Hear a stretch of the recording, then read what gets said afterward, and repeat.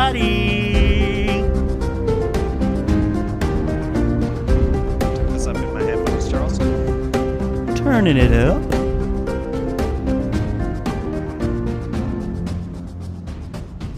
Hello, everybody, one and all. Welcome to yet another very exciting episode of the Friends Talking Fantasy podcast. My name is Charles, and with me today, as always, is my lifelong friend and co-host, Dylan.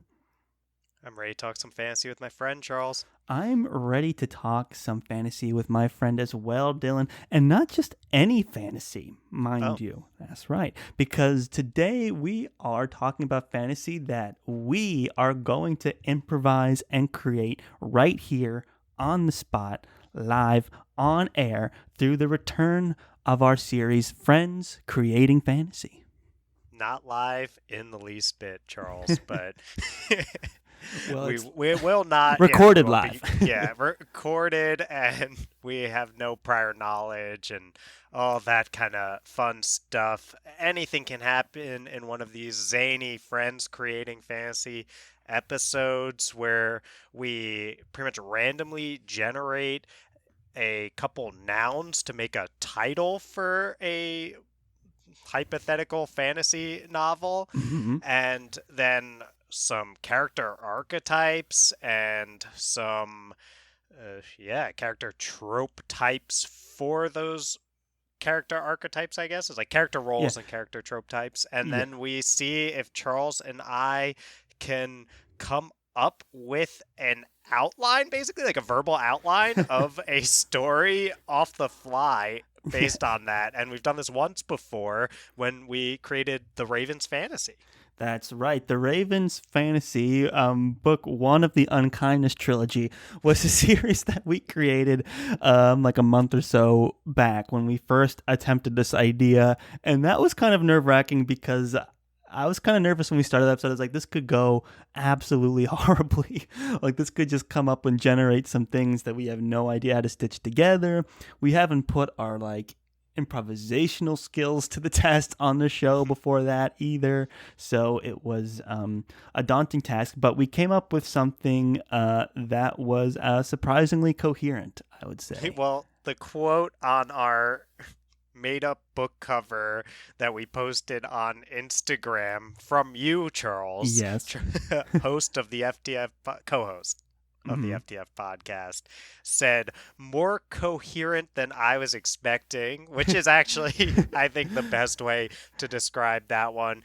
To go outright coherent is probably a bit strong, but more coherent than was expected, I think that's fair. Yeah, the fact we actually able to put some sort of story together was a miracle, and we're hoping to replicate that. I guess you would call it success today, and I don't think we can put it off for much longer. What we're going to do first is we're going to generate a title. So we're going to have two random nouns that are common in fantasy titles, and then we'll take those two nouns and try and mash them together to create a book title. So last time we drew Raven and Fantasy, and then that's when we decided to call it The Raven's Fantasy. So. Yeah. So these nouns are basically taken from a bunch of common fantasy title nouns that might come up in other series and just things that came to Charles's head. It's not just grabbing from the dictionary, but it is randomly picked. So with no further ado, Charles, I'll generate one noun and you generate one noun.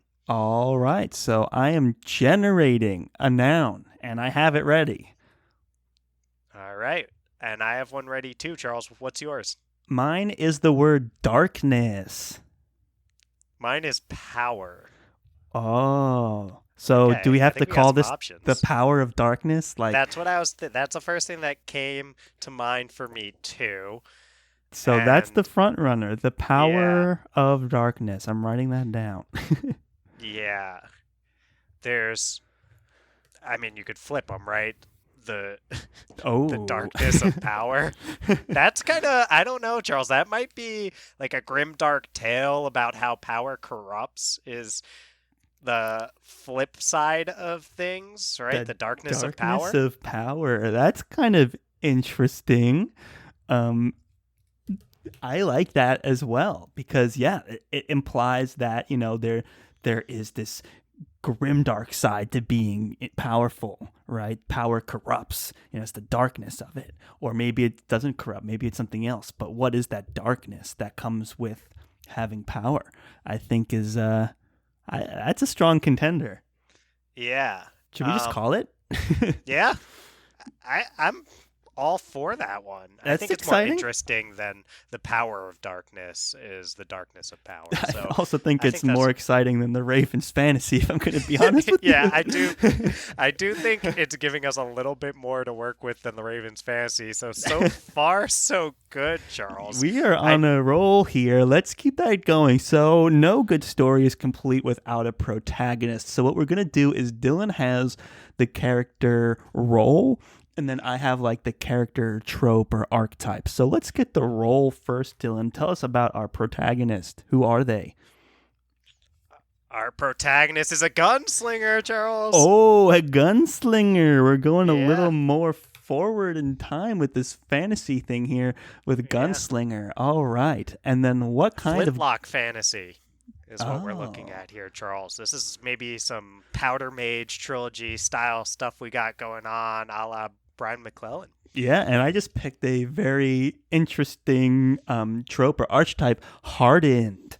We have a hardened Ooh, gunslinger makes in sense starring for in a the grimdark darkness of tale. power. All right, we have this story's coming together. It's practically written itself already. Like, do we need to Yeah. say more? Should we just call it? We did it. We did it, guys. Nice job, everyone. We did it. Should we just go ahead and get ourselves an antagonist as well, Yeah. or do we want to extrapolate a little bit? I think we need the I'm ready for an protagonist. antagonist, and then Yeah, we can. antagonist. Yes, yes. Yeah. Let's get that So antagonist going. the antagonist is a knight. Oh, and my word is Oh. exiled. Oh, Charles. Oh, an exiled knight. Dude, I feel like this is lends itself so much better to telling a story than what we got from Ravens fantasy. Okay. But pressure creates diamonds, Dylan. Right. Like now that we have everything kind of handed to us here, can we pull it off? That's the question. I kind of like that both gunslingers and knights exist at the same time in this, but maybe a knight is not like, shining armor, like jousting on a horse. Maybe it's a knight that's like a gunslinging knight that was exiled, like does it have to be sword and shield or can it be more to the times? What's more interesting?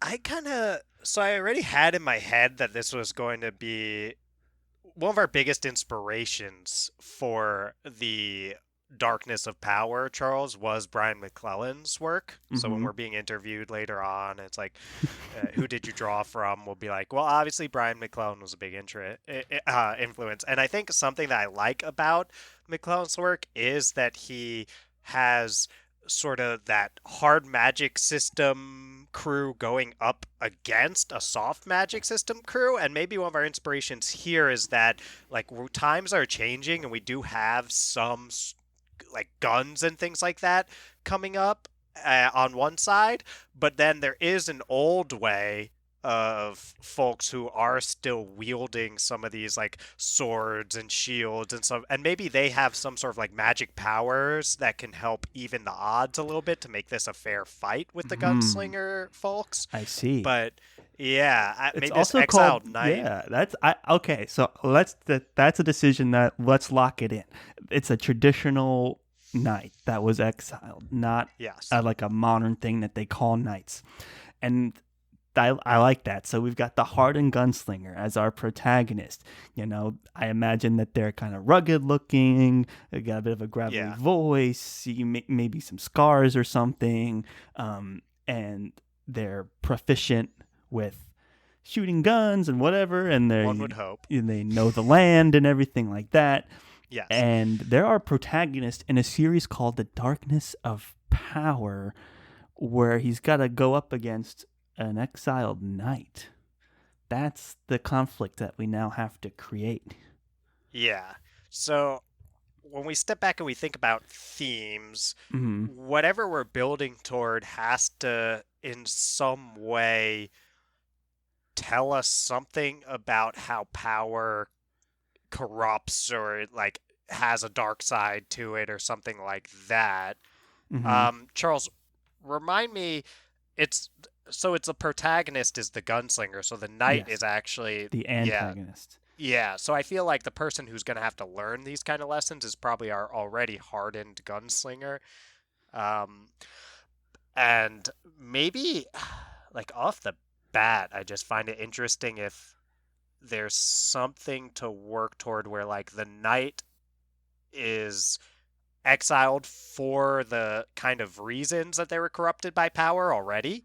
And Hmm. maybe like the gunslinger, we start building toward how they also learned that lesson despite having been so hardened by life already. I like that. And I think what we need to do is flesh out a little bit more what is that theme. Like we know that there's darkness to power, but let's be more Yeah. specific because you can go a couple directions, right? There's that corruption aspect of it, but and that's maybe the more obvious path. But then there's also a darkness to power in that people are always trying to take it from you, or maybe people always want something from you, or maybe Mm. you can never live like a ignorance is bliss kind of life. Like maybe there's so much responsibility you have to shoulder, right? There's what's I like about this title is there's so many different ways, and maybe it's all of them, or a couple of them if we're trying to go for capital L literature here.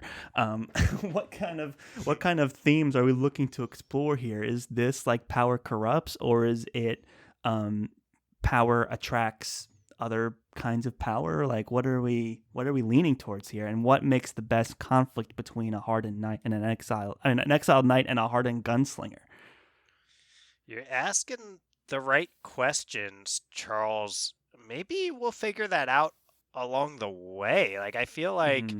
maybe if we, because there's so many options for the ways in which there's a darkness to power. I think if we put the hardened gunslinger in a place where they get some sort of power, we might find out for ourselves by Mm-hmm. take this by the seat of our That's pants. true. And What I kind of think there's lessons an is a gunslinger interesting going to learn? opportunity here. I agree with you. So let's just try and flesh this out. Because this idea of being hardened and also of being exiled implies that stuff has already gone down. Yes. And you can't be exiled without having done something worthy of being exiled, and you can't be hardened without having lots of experience doing something. So it might be useful to have some backstory for these characters that brings them together, you know?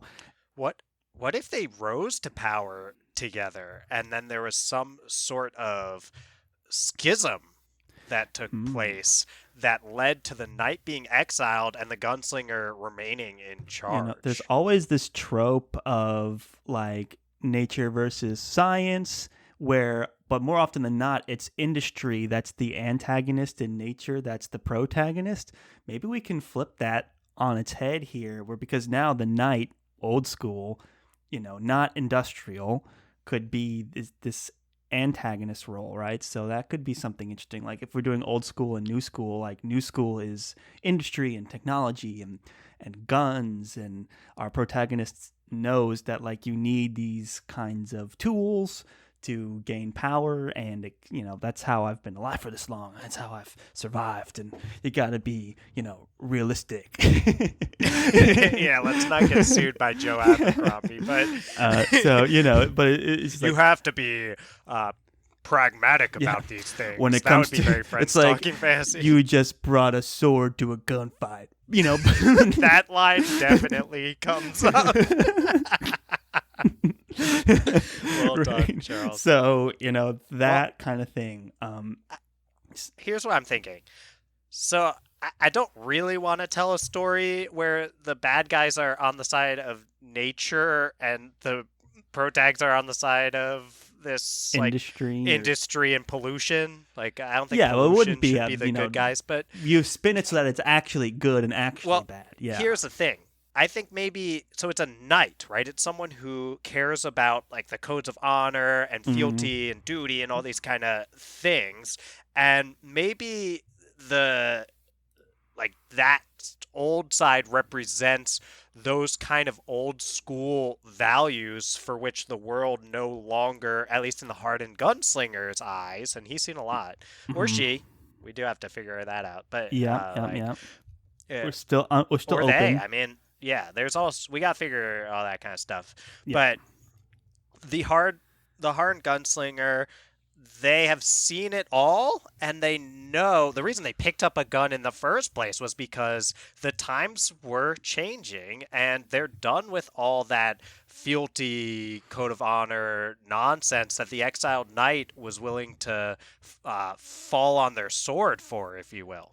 Yeah, that I think that's a great way to go because there's always this idea of like, sometimes to advance in, society when it comes to either social values or scientific values, it's like sometimes the older generation just has to kind of like pass out and the newer generation has to come in with those new ideas to progress society, right? So it could be one of those things of like maybe there's some sort of driving force and the old way, the knightly way, just is not capable of handling it, and it's this newer way that needs to take over.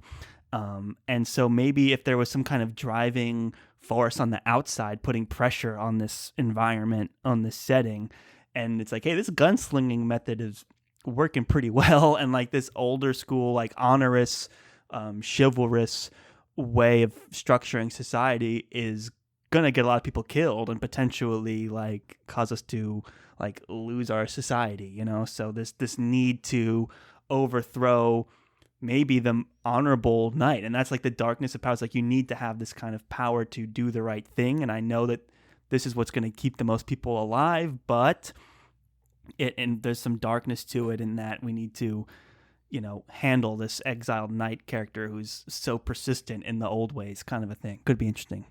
Mm, yeah. So let's put that in our back pocket as Hmm. something that I think that makes a lot of sense, right? We need some sort of outside force. I just nothing comes to mind immediately. Some sort of outside force that is so powerful and great and threatening that our hardened gunslinger knows that it's time to move past all of this old school stuff if the even humanity maybe is going to survive, like some sort of existential threat. So we've got that idea, and maybe we can figure out later, unless something comes to mind for you, what that might be, that Hmm. existential threat. It could be interesting. Like, I'm wondering, is it supernatural? Like, is it creatures or zombies or something like that? Or is it just like another militaristic force? Um, really, what's more interesting there? Ooh, I kind of Charles. like getting supernatural with it. Supernatural, I was thinking too. And what if I kind of want to play off the title here? What if, like, the force is called the darkness, I'm listening. What kind of right? force are we Like, talking about here? I don't know, but I'm just thinking kind of like Mistborn, you know? Uh, there's uh, the deepness, I think, is what I hope I'm getting that right. Please, uh, That the sounds I don't some. want to spoil anything too by like trying to clarify. Um, but there's some sort of, yeah, it is the deepness. I'm googling it. Yeah, so the deepness is kind of this, and I don't think it's a spoiler to talk about the deepness because that's presented early on in Mistborn and is not, that's a question, not an answer, is the Hmm. deepness. So the deepness is kind of the equivalent of what the darkness is for us, Charles. It's this supernatural threat or force that somehow we need guns to defeat. I like that quite a bit. And here's how I also kind of see it. So there's this outside force, right? There's this, let's say there's this political faction that's in charge. I kind of like the idea of the gunslinger either being like a soldier or a bounty hunter or something like that. That's like brought in by the powers that be to either exile this knight or track down this exiled knight or whatever and hunt him down. And so the gunslinger, out of like, a contract, is doing this. And then he gets thrown more and more into these political situations and struggling more with these power situations. And then this outside supernatural force thrown in kind of shakes all that up of like, all I can go on is my hardened experience, and this works, and what you're doing is not working and is actually going to put us all in danger. Like, I think we're kind of Hmm. going I towards it. I like that last element a lot. Is like what you're doing is what's going to put us all in danger. I think that is a good dynamic for our hardened gunslinger to have with our exiled knight. But Charles, I always love when the protag and the antag have some sort of history or relationship. Like I like when things get personal. So what do you think of maybe the exiled knight and the hardened gunslinger like were lifelong friends like you and I, Charles, where Whoa. they like grew up together and maybe even they were both knights and something about what made the gunslinger hardened is what made them like no longer become a knight and not go down on the hill Some of kind all of these old school schism or something. values. Yeah, schism. I think I used that earlier. So yeah, but they had yeah, I mean, I mentioned the schism around this larger, like the new school and old school had a schism, but what if that is personified by the way that our exiled knight as the antagonist, our hardened gunslinger, had a schism themselves after their long time friendship or and like rise to power together. So I'm like what? open to that. And I Yeah. also like, what I like in my relationship between protagonist and antagonist is when they both think they're doing the right thing. Yes. So, in that sense, that's why I like having that existential, like that outside Yes. threat that's coming in. And then what makes this conflict is their different values, or the fact that they're so believing in what they think is right that it puts them at conflict with the other person. Um, so I think to make the threat something that monumental that it would break up a friendship uh, makes for an interesting read. I think we're I think trailing so down the too. right path here. Yeah. Okay. So we can, yeah, we can flesh this out, I think, now. So if we're in agreement about Exiled Knight and Hardened Gunslinger rise together and they're friends and have this relationship, um, let's say, they went to some sort of knight academy or what have you, right? They were Or trained they together, all fought in that a kind of war stuff. together, or Fought they've, all of the above. whatever. Yeah. They've been through it all, Charles. I mean, we've got a hardened gunslinger. They've seen a lot. Mm. So then they rise up the ranks together, something like that. And this is a time before a schism has taken place between them or between the like old ways and the new ways. Mm. And I think like there's got to be some way where like the gunslinger was involved in how the knight got exiled. Like how did this schism happen and how did the knight get exiled? There's all So, backstory, right. by I the way. think the schism has to happen by some really dire, extreme outside threat. Like maybe, we're at the verge of some sort of catastrophe, whether it be a supernatural force or something that Yeah, we had the never darkness. experienced before, right? All of a sudden, like we were this peaceful European society, like doing our whatever fantasy stuff, and then like everything changed when the darkness attacked. Yes. you know, and all of a sudden they're thrown into the situation that no one is prepared for, that's also extremely urgent and dire. So all of a sudden now they have to make decisions and quick, and of course power gets in the way, and you know how politics works. Nothing can be decided quickly. There's too many complicated pieces moving, and that can be a part of this darkness of power. It's like we need to react fast in the best interest of everyone, but we're so busy arguing that we're doing ourselves a disservice. Like, when can we put aside our differences to react to this like global threat that we can come Yeah. together? But they're not coming together because In of fact, whatever they split reasons. apart. In fact, they split apart. Yes, yes, that's right. So this darkness, this supernatural threat, in some way, there's something that makes the knight think that the old ways is the best way to defeat this supernatural threat, while the protag or hardened gunslinger thinks that a new way. In fact, putting down the sword and picking up a gun is what's going to best fight the threat. What kind of threat do you think Right. would Originally, be? I'm trying to think of something like what can be so. Like, we need something that can be dealt with guns. So Yeah, that's kind of what's stopping me because I thought like, well, what if all of a sudden it just got like bizarrely dark and never got light again, and like random crap was falling from the sky or something that would like creatures. like Ash. Yeah, or ash. But I was thinking more like creatures maybe, or like I'm just saying we're very Mistborn inspired at this point. yeah.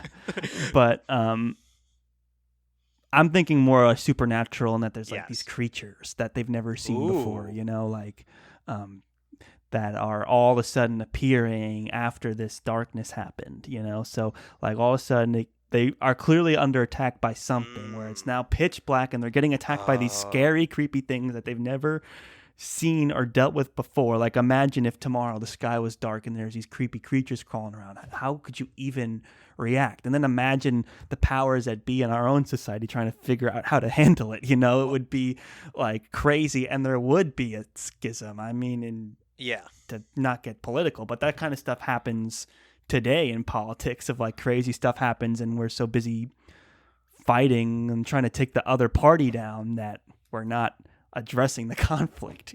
So there's some political connotations you could underline here. But I think making the situation that confusing and supernatural and maybe even scary, I'm happy to, I'm interested in going a little scary on this one. Creepy. Yeah, I mean, maybe we discussed in our Mark Lawrence Answers Our Questions episode that Mark Lawrence wants more zombie films anyway, not necessarily zombie fantasy novels, but maybe there's some. I don't want to go old school zombies, but I do wonder if there's something to that whole darkness bit where maybe they just only come out at night. Like whatever these creatures are, every night they come out during the Mm-hmm. darkness, and that gives us the days in as kind of these lulls for people to have these disagreements and arguments and all Hmm. that kind of stuff. I And then do the like nights there is when, being lulls, but I wonder if we can come up with some other terms in this, like for lack of a better word, magic system thing that doesn't revolve it being day. Because I was like, what if it was just dark all the time, all of a sudden, and the light I never mean, it came out set the again? setting. Yeah, it set the setting well for sure to, yeah. So, okay, I'm fine with the darkness being that it's dark all the time. It's going to be hard for the movie rights You could come with the here, first Charles, line but like, everything changed when the sun went out or something, like something like that, where it's just like, or maybe it's not that it's it's like, actually dark, but maybe it's like a purpley kind of hue or something. I don't know. Like sure, sure. something Yeah. happened. And then these characters are kind of out of their depth in terms of trying to figure out what's even happening. They don't even know what's going on. Yeah. But then something, I mean, we want those lulls, but something started happening when things went dark. And that, I think maybe, yeah, just I like mean, maybe we can, monsters, for the some sort sake of of the movie horrific rights, we can have monsters. day and night. I don't want to, get too far away from our darkness of power gunslinger night scenario with all this supernatural stuff. But We need the threat to be there, Charles, but we need enough downtime to actually play out all of this, like political intrigue and splitting of factions and fighting between our actual protag and our antag, whereas the darkness can't be everything. It can't take the whole thing over. So right, and it also has to be something that very immediately and abruptly shakes things up across like the whole society. Like yeah. it's got to be like breaking news kind of stuff. Like, oh, society as we know it just changed. Like, Well, I'll propose, Charles, that just for the sake of expediency, mm-hmm. that we do get the elements we're looking for. Let's come up with this, like, they do come out at night. There's some sort of monster or monsters or something, and that's our threat. And we'll keep a day-night cycle. I'm open to changing that Hmm. if you come up with something else, but I just don't want us to get caught up talking Okay, about like day night cycle. settings. Something happened one night, something crazy, like changed society forever, and then now all of a sudden there's all these creatures that are coming out, whatever, Right. and they're trying to deal with it the best they can. But of course, there's these political parties that are causing things to not go smoothly at all. They're getting in their own way, and that's when one of the parties, I guess, is this knight exiled at the beginning of the book, or does this knight get exiled during the book? You know? I think I think the book takes place like right when the schism has already happened and the knight is already exiled. Like all that other stuff we were talking about was backstory with like them growing up together and whatever. Their rise to power doesn't I matter. They mean, we start the could pull book. a Mark Lawrence and start it with the Ooh, gunslinger facing off with the knight, and everything is dark and crazy, and then go back.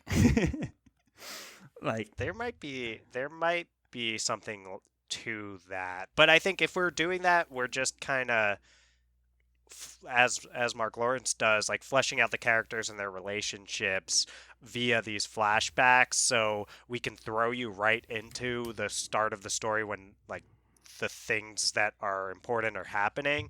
Uh, but you also get to see why the knight and the gunslinger's relationship is at the core of this and how things came to be what they came to be. So I think that backstory we fleshed out can be kind of flashbacked, interwoven. mm, But yeah, I think the real story is being told in the present. got it. So now we have this supernatural outside threat putting pressure on this one society that has political differences. The knight is the side that either loses or splits off. The schism, right? The schism happens, and now there's these two forces, and it's the darkness of power, I guess. Like they're both trying to do the right thing, and to do that, they need to defeat the other one, essentially. Yeah. So here's something that I'm thinking about, Charles. What if, unbeknownst to our gunslinger, it is the guns and something about that and the industry and the way it's changed that has caused the darkness to start happening? Like, this is like the twist at the Hmm. end, potentially, is like they were seeking the guns in the first place in some way to gain power and strength and these kind of things and fend off enemies. And like the twist we find out, and now they're pushing like, no, we have to use it to fight these enemies. But something about the guns are the reason that the existential threat happened in the first place, and Right. that's what the exiled knight figured out. That's But somehow interesting. the I schism think, still yeah, I happened. think what makes it interesting is we have two ways of handling the problem, right? There's the reactive way, which is like, okay, let's shoot it. And then there's the like this big picture idea, right? So what if the knight what if the knight even received like a vision that like they were going to be the one that led everyone to defeat this force, right? Like some Yeah, divine intervention that was like, you, knight character, you have to keep fighting and you have to oppose this because you're the one that brings, uh, salvation. Some kind of almost like a sure. prophecy, right? Like your divine, you need this, and they bring those elements Well, into it of this like, needs you. yeah, this needs you. And so the knight's like, well, I have to. I've seen the vision. I know that this is my, what I have to do. And then the gunslinger's like, okay, but I've been fighting these things for a long time, and I know how power works, and you really just have to have the better tools for the job, and you Mm, don't have those tools, or you refuse to use them, or whatever, and we don't have the time or the luxury to play by your ways. We have to do it these ways, and that's kind of the conflict, maybe. Yeah, I think that makes a lot of sense, and that gives our exiled knight motivation, even if they don't know like the twist, and we can make it a twist then at the end that the that bit about the guns were causing it the whole time. Hmm. But we don't need that for the exiled knight to be motivated to be an antagonist. We just need Right. them to be prophesized, and it gives us that option for later. Right. There could potentially be multiple like supernatural forces at work here, and um, one of them has somehow given the knight this quest kind of thing. Like you're the one that has to do this. Like because you have to be because this is the vision. This is what Yeah, you need to do.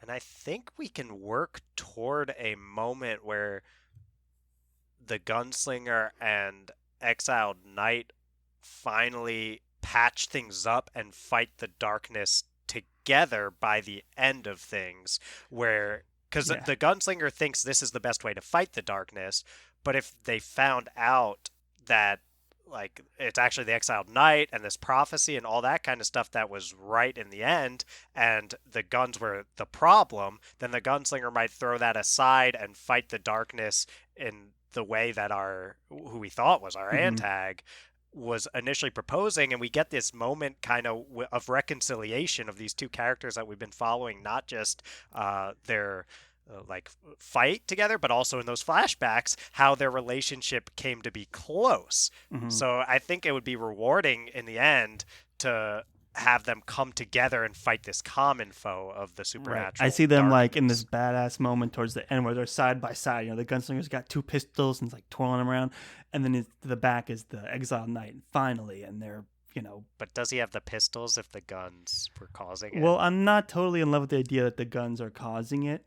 Um, I'm kind of interested in this idea of like politics getting in the way because the knight's exiled, right? So if the knight just has an uphill battle, that's just not the probable or the realistic like horse to back in this whole thing. It's like, okay, well, you may have this divine thing. First of all, that sounds kind of crazy to me, and second of all, you're exiled and you don't you don't you don't have any power. Like, and to do what you're proposing would mean to overthrow the politics that are in place and to change, like basically restructure society. Is like you're asking way too much. We'll all be dead by that point. So like it doesn't matter whether you've had this divine thing or not. And I'm on the fence about the because I like that he's the gunslinger and he's using guns. I just think it would be cool. It But could be cool for 95% of the novel, and then the twist like, so here's why I like it, Charles, okay. is that like the guns are how they were chasing power, and then that brought about this darkness. So if we're telling a story about the darkness of power, then like Mm. chasing that power brings about This whole darkness, throw down your both in guns terms kind of thing. of yeah, yeah, and both in terms of it breaking up this country, in terms of breaking up the relationship between the exiled knight and the gunslinger, and in terms of like just quite literally bringing about these supernatural forces that they're calling the darkness. So I think it gives us our title. While yeah, gunslinging's great, but we can do that for 95% of the book. Get this epic moment where they reconcile, and their relationship, obviously, Charles, is at the core of this book. If we're using those Absolutely. flashbacks, Hmm. so Okay. that's I, So what's this I'm cool not gonna. action moment at the end? I'm picturing this is there's a cool moment where they're fighting side by side. So maybe the gunslinger ditches the guns and picks up like a I don't know, like they're fighting side by side. Like maybe he throws him a sword or something. I don't know. I'm trying Yeah, to well, picture that cool Charles, moment. you build toward that cool moment because maybe the hardened gunslingers, since they went to the like Knight Academy or whatever together, maybe the hardened gunslinger was like incredible with a sword. So in the flashbacks, we see like the gunslinger was better with a sword than the knight ever was. And it's like the moment where he goes back to they go back to the sword is the moment where it's like, oh, we're finally going to get to see how awesome the gunslinger was this whole time with a sword because they wouldn't even use it. Yeah, or we could also have a fun moment where the gunslinger goes through that realization, is fighting with a sword, this other creature, and is like losing, and then the knight just shoots the thing with a pistol, and it's like it has its uses, and Yeah, and, that would be and fun. drops it on the floor, Yeah. like the Indiana Jones moment. Yeah. No, I like that. So I there's think those it'd be moments that would be kind of funny. yeah. So All right. I think we're kind of homing in on this, Charles, the structure of this thing. It's a story that teaches us about the pursuit of power and its downfalls. Mm-hmm. It has themes of how, I mean, well, I'm thinking of another very popular series that has themes about how bickering about political factions when there's an existential threat. Mm-hmm.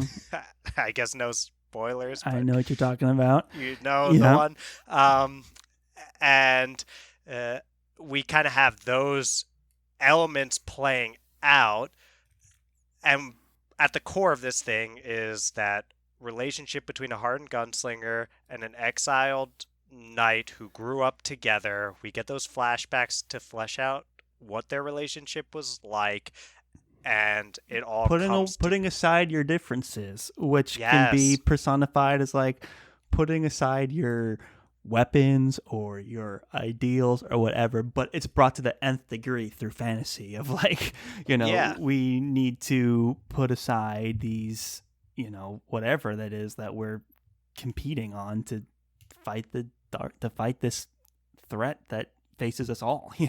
yeah. Like The regard lessons like that regardless of whatever prophecy you had, like that doesn't matter, or the fact that like we have these super powerful weapons and you don't, like that doesn't matter. Whatever we were bickering over doesn't matter. And it's realizing that even after you've already faced these supernatural monsters and you still haven't reconciled that, it's like, how do you reconcile that? The only way you can, which is by compromising, coming to an understanding, and working it out. And I think that's what these two characters got to do. yeah, I think it's cool because the friendship then gets to parallel both their two larger factions, Mm-hmm. and maybe if they're both leaders of these factions, then them coming together actually allows for the factions to come together because their leaders have settled their differences, and then them fighting together against the darkness both gives us that cool moment of their reconciliation, but also represents like, oh, the two sides have come together to fight something that is a much larger existential threat than either side actually posed to each other. Beautiful. I think we're kind of there. Yeah, I think so too. All right, the Shall darkness we of power. Do you want to popcorn a summer? synopsis kind of thing here? Yeah, sure. All right. So by the start of the story, we have a hardened gunslinger who is a leader of a particular faction. This faction is more of the faction that is in power at the start of the story. And we also have an antagonist that is an exiled knight who has their own faction or followers that represent kind of the old way of doing things. We're kind of new to this world of gunslinging and gunpowder, all that kind of stuff. But Charles, despite all the issues that led to these two lifelong friends splitting and their two factions having a schism, as we've said, and all this infighting, there's something larger looming. What is that, Charles? That's right. Everything changed when the darkness came, everybody. All of a sudden, things started happening. There was one horrifying night when all of these supernatural beings that no one's ever seen before started attacking people. And the leaders of this society, including this hardened gunslinger, are hard at work protecting civilization, fighting on the front lines, doing what the best that they can with the improved tools that they have to take on this force. And then you have the added pressure of his lifelong friend who was exiled, like before, or maybe at this moment or somewhere around these times, was Yeah. exiled for having these, old school ideas. This knight, after the darkness came, received this divine intervention or this The prophecy prophecy. that only they can actually stop the darkness for good. And they're through this vision that they receive from this force that we know is true, that he has the game plan on how to Well, we um, don't know if it's true, right, I but think. has this game plan, and it was so divine, and he's so believing in that, in his belief system as a knight, and like the honor and duty and all that, that this vision was came to him as like, you need to rule these people, and only through your leadership, by doing these things this way, can we stop the darkness. And so now the gunslinger has to deal with, one, like being in this faction that's actually running the city, and two, the pressure of this exiled knight and his ever rising group of like traditionalists, I would say. True. And I'm not sold on the exiled knight being a dude, by the way. I think maybe a Brienne type or whatever. I think we've Yeah, got whatever. gender neutral protagonist and antagonist at this We point have that a we lot more could fleshing cast out to with. do Yeah, after the show, well, but yeah, when we when we never write this. But anyone who writes this, I think the characters can be of any gender. So I think that from there, Charles, it's also worth mentioning that we're getting these flashbacks throughout to better understand the Harn Gunslinger and Exiled Knight's relationship. We hear these rumblings in the present timeline that the two of them used to be close friends or grew up together, but we do get these moments where we flash back in time and see that they grew up together and attended some sort of like magic school, knight academy type, probably not magic school, but like knight academy type thing. And in fact, it was the gunslinger who we've never seen in the present timeline wield a sword ever, who was the more impressive knight, the more impressive sword wielder, but they put it gave it aside up with a long hopes of time ago. yes, they are hardened. So they put it aside because they thought the guns were a more efficient weapon to try to take down these uh, darkness enemies that are coming about. But it's not just a coincidence, Charles, that this gunslinging stuff came about at the same time as the darkness. No, it's not. As we know, violence just incites more means of violence. And when guns were invented, it created more conflict. And that's the darkness of power. The more evil of a tool that you develop, the more evil tool you need to fight it. And it turns out that whether through mining something too greedily or Sure, too deep or whatever it is, whatever. um, the use of guns and the production of guns, I guess, is somehow feeding into this darkness. And our duo comes, this gunslinger and this knight, they come to realize this. And after it comes down to this hour where there's just everything is in shambles, and all they've done is fighting and more fighting, and hasn't gotten them anywhere. And their quest to become the more powerful person over the other, to take control of the situation, has brought no good. And it is only through their idea to like forget power and to just work together that we have the gunslinger and the knight fighting side by side again. And it's that friendship, and it's that realization of what does it mean to be powerful, or whatever. That's the theme. Um they they take on the darkness. Yeah, they take on the darkness, and I think they win, Charles. I think they have to win at this point because we don't want to be like they reconcile their differences, they come together after everything we've built, and but then they lose. I think they do win, and I Mm. think the factions come together. And if you do want your guns, Charles, I'll let you have that they figure out a way to mine them or whatever that doesn't involve the way they were doing it before that brought about the darkness. How's that for you?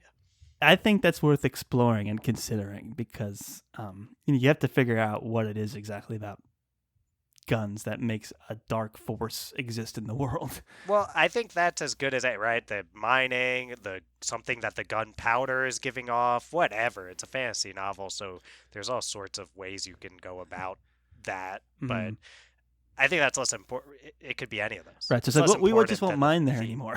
We'll mine- whatever it is, whatever the reason I is.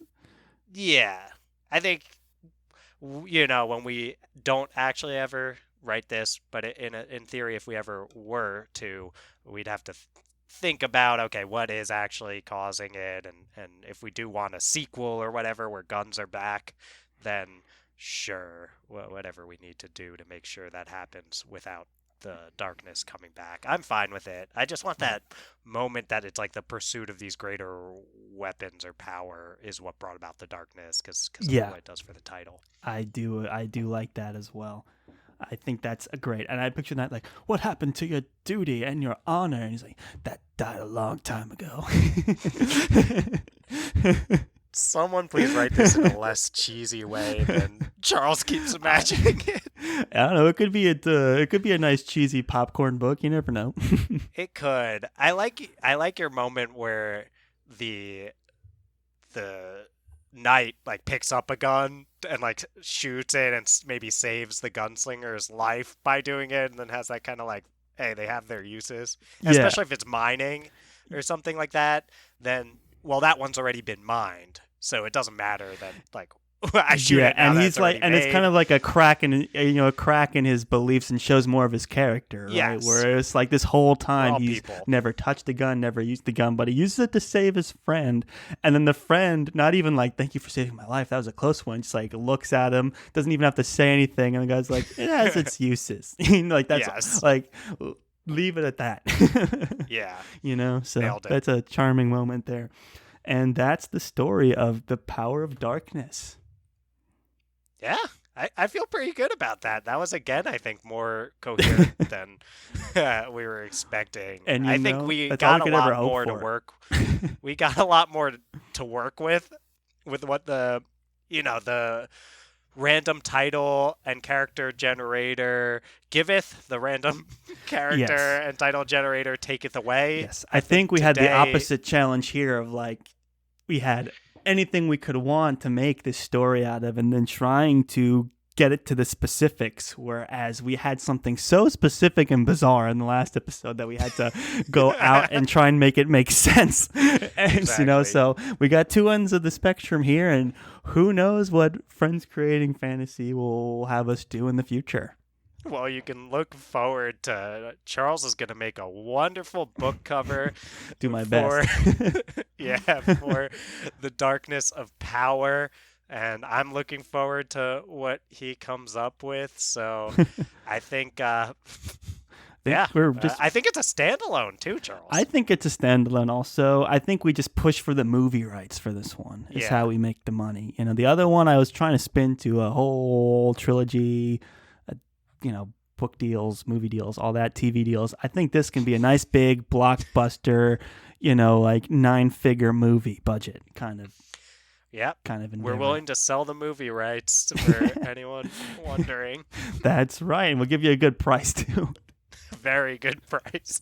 Honestly, I think, Charles, have we decided that all of our Friends Creating Fantasy ideas are public domain for anyone to write, or are you feeling more like they're yours, Charles? They're People only can write yours. whatever they want, but we own it. No, I'm kidding.